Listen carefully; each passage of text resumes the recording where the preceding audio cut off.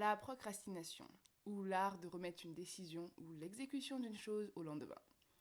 Avant de t'expliquer ma réflexion, il me semble nécessaire de t'expliquer un peu d'où je viens et mon intérêt pour le sujet. Je suis quelqu'un qui vit dans sa tête, ou plutôt dans ses pensées, je sais pas trop comment l'expliquer. Si tu veux, pour moi, passer à l'acte, mettre des actions en place, c'est un peu comme si quelqu'un obligeait une personne à manger un croissant alors qu'il est allergique au gluten. C'est complètement stupide et monstrueusement difficile et douloureux. Pour moi, c'est pareil. Pourquoi vouloir sortir de ma tête alors que tout est simple et ça se passe bien, c'est facile, je me sens bien, enfin bref. Mais en même temps, il y a une petite voix dans ma tête qui me disait bon, ma cocotte, faudrait bien vivre un peu, non? Et donc j'ai commencé à chercher comment passer à l'action. J'ai donc fait une mind map tout simplement parce que je trouve que c'est plus artistique, et, je sais pas, je trouve que les idées viennent plus facilement comme ça. Et je me suis demandé comment faire ou qu'est-ce que je dois avoir pour passer à l'action. Il me fallait une certaine confiance en moi, en mes projets. Et pour ça, il fallait déjà avoir un projet et le mettre en place. Donc procrastiner n'allait pas m'aider. Il me fallait savoir quoi faire et comment le faire. Là encore, procrastiner n'était pas la meilleure des solutions. Il me fallait créer du temps, ou le gérer en tout cas. Et comme nous le savons, la procrastination est tout sauf l'ami de la gestion du temps. Il me fallait de l'énergie pour accomplir tout ça, finir ce que je commençais, vaincre ou surpasser mes peurs, augmenter mes connaissances. Et toutes ces choses à faire ou à acquérir étaient impossibles si je procrastinais. Voilà comment j'ai commencé ma guerre, oui littéralement ma guerre contre mon plus grand ennemi, la procrastination. En y réfléchissant, il y a quatre ou... non, plutôt... La première, c'est croire que ma simple volonté suffirait et que augmenter ma volonté serait mon salut. Je pensais que j'étais trop faible, que je n'avais pas assez de volonté, et je me suis demandé comment faire pour avoir plus de volonté. Alors que la vraie question était pourquoi je n'avais pas de volonté. La volonté, je l'avais en réalité. Je n'ai jamais eu besoin de me forcer pour regarder un manga ou pour lire un bon bouquin. Alors pourquoi je devais tant me forcer? C'est simple. Je n'en avais tout simplement pas envie. Pourquoi se forcer à faire une chose que je ne souhaite fondamentalement pas faire? Je n'ai rien contre un peu de schizophrénie de temps en temps, mais quand même. Imagine la pression que je m'infligeais. Hein. Je pense que mon cerveau se disait un peu quelque chose du genre ok, tu lui demandes de manger un poulpe alors que tu n'as aucune envie de le manger et rien que l'idée d'y penser te fait vomir. Tu vois, c'est. Je sais pas, ça va pas ensemble. En plus, il est impossible, en tout cas à mon avis, d'agir systématiquement contre ce que nous voulons faire. Parce que si on fait ça, on va être fatigué, grognon, frustré, et on va finir tout simplement par regarder des vidéos YouTube pour nous distraire. Ce qui n'est pas si mal en soi, mais bon, c'est pas le but. Et la volonté ne peut donc pas être la solution pour la procrastination. La deuxième erreur que j'ai commise, c'est de croire que si j'étais suffisamment motivée, je vaincrais la procrastination. Et là encore, je vais t'être trompée. Il y a une et mille façons de se motiver, que ce soit de l'extérieur, en regardant des vidéos ou je ne sais quoi, et des façons internes et par. Le problème, c'est que la motivation va et vient. Et je ne pense pas que baser ma productivité sur une chose inconstante est le meilleur choix. Donc là encore, ce n'est pas une bonne solution, en tout cas à long terme. La troisième erreur que j'ai commise, c'est de croire que gérer son temps allait être une solution.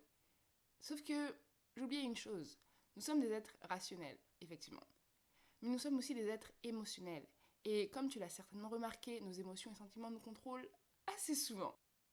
Et le problème avec la gestion du temps, c'est qu'elle concerne la partie logique de notre cerveau. Si tu veux, c'est en fait le cortex préfrontal. Nous savons tous qu'il ne faut pas trop manger, qu'il faut faire du sport, que pour avoir des changements dans sa vie, il faut... Peu importe le nombre de connaissances que nous avons, nous sommes conscients. Il semblerait que ça ne suffise pas. Et on sait tous que remettre les choses à demain n'est pas le meilleur choix, et pourtant nous le faisons. Alors, c'est triste à dire, mais gérer son temps n'est pas une solution suffisante. Tout simplement parce que savoir ce que l'on veut faire et doit faire, c'est très bien, mais c'est pas suffisant. La quatrième erreur que j'ai faite, c'est de croire que les habitudes m'aideraient à ne plus procrastiner.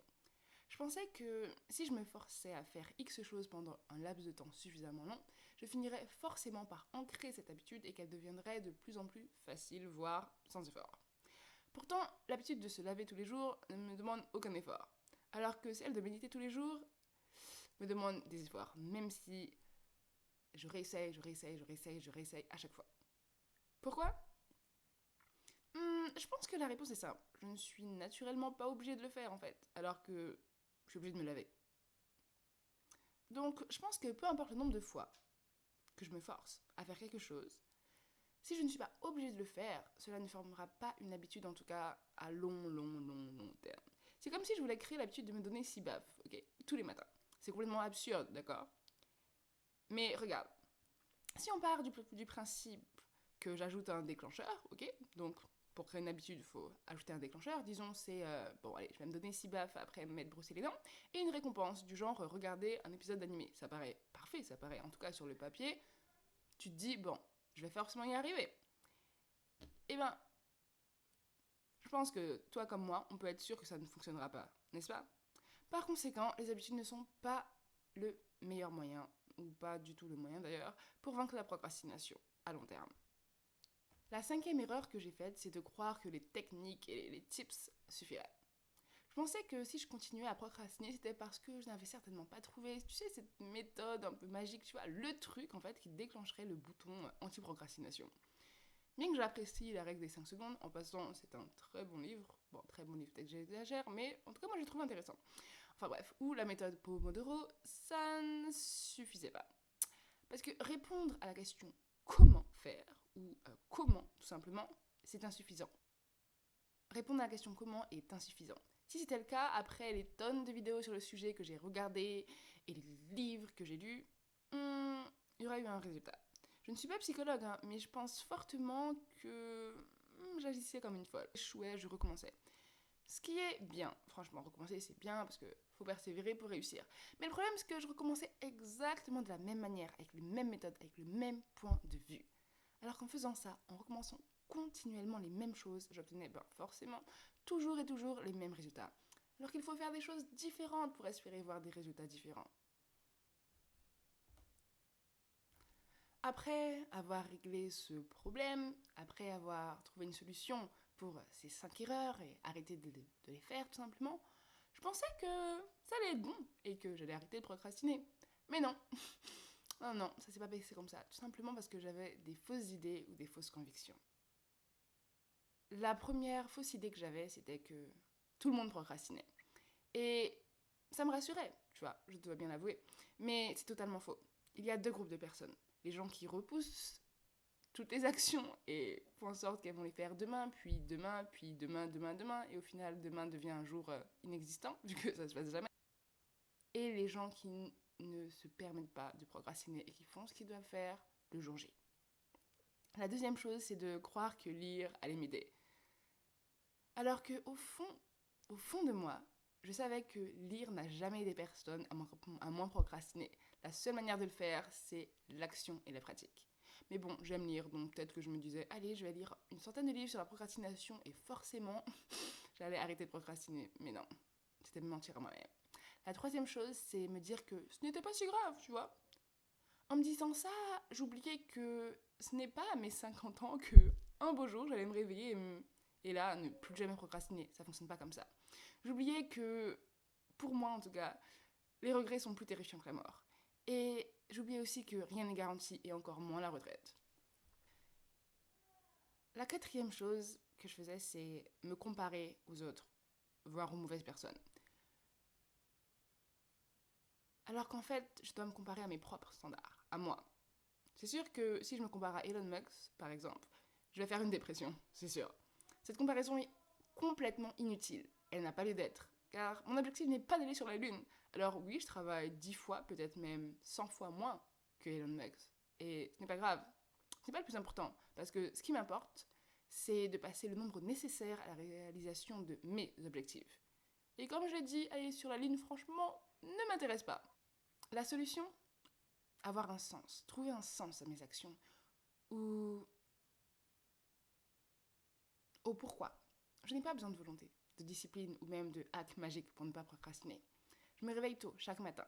Non pas parce que c'est cool ou parce que j'ai lu le Miracle Morning, d'ailleurs, livre que je n'ai toujours pas lu, mais parce que ça a un sens pour moi. Je me lève le matin, avant tout le monde, car j'ai le sentiment, la sensation que tout est possible à cet instant.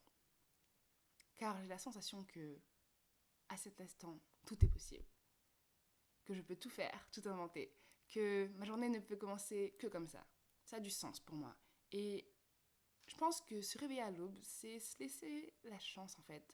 L'opportunité d'accomplir quelque chose dans ce monde. Et ça me laisse le temps de penser, ça me laisse le temps de réfléchir à une meilleure stratégie ou comment je vais manifester mes idées et atteindre mes objectifs. C'est pareil pour la lecture. Je n'ai pas besoin d'être motivée, je n'ai pas besoin de me forcer. Je lis, c'est tout. Je ne lis pas seulement parce que c'est une source inépuisable d'informations. Je lis car la lecture a un sens pour moi. C'est un partage, une occasion de vivre plusieurs vies, d'explorer les pensées, les idées de personnes fascinantes et intrigantes, de converser et de comprendre les pensées et les stratégies de personnes du passé. Au final, procrastiner est principalement une question de sens. Sans sens, on procrastinera toujours. Mais ça ne suffit pas. Pour arrêter de procrastiner, il faut prendre une décision et s'y tenir. Et croyez-le ou pas, mais prendre une décision est parfois plus difficile qu'on ne le pense. Par exemple,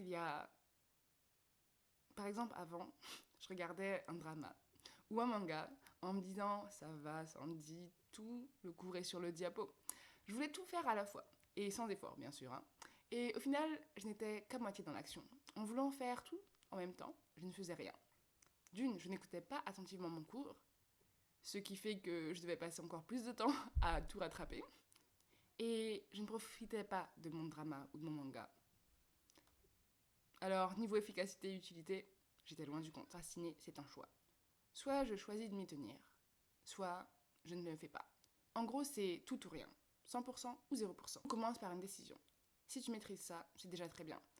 Après, il suffit de le faire. Bon oui, c'est plus facile à dire qu'à faire. Et c'est là justement que j'utilise ma discipline, ma volonté, ma motivation et tous les types de techniques en tout genre.